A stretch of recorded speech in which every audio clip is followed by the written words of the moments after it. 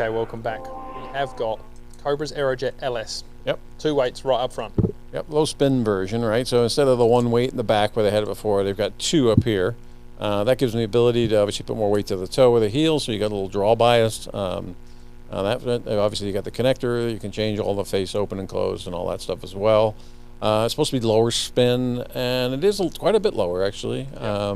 It's not crazy low. The middle one, their standard one as we're calling it, is actually relatively low too. But this is still another couple hundred RPMs lower. Yeah, it's down there, and it definitely shows up on the fittings. in fittings. It's a low spin, feels great. It's a deep sound, carbon a bit, Yeah, I think it sounds great. Yeah.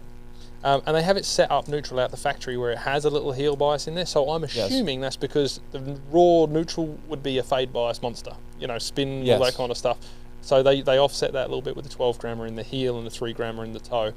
And I've messed around with mine a few. I've put them even. And when you move them back and forth, because you're moving what, 10 grams? You got 3 and 12, so 9 grams. 9 grams around. Net. Is it noticeable to you? When I put them even, I was hitting more fades.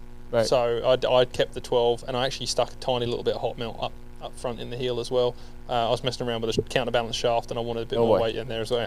I went down the rabbit hole, but I do like it. So your fingers stuck together with the rack glue. Yeah. I've melted that into my hand a couple of times. Good.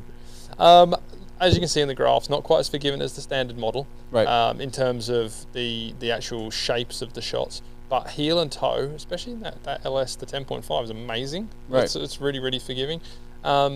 Tool consistency rating's great. Speed rating is actually very, very high, and this is what I'm seeing in fittings. This thing is just really quick off the face.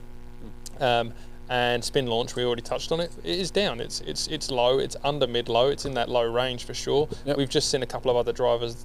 Stealth Plus was really, really low. Right. So.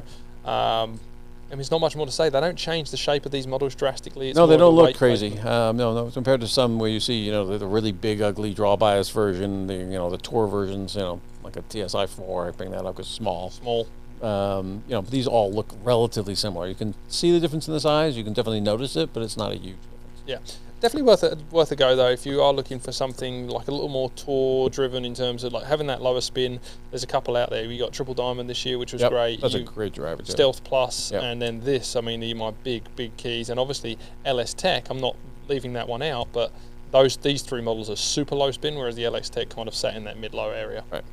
Great driver still. Yeah, I really do like it. I got to take it back out of the bag and try it again now. Yeah. Just not there.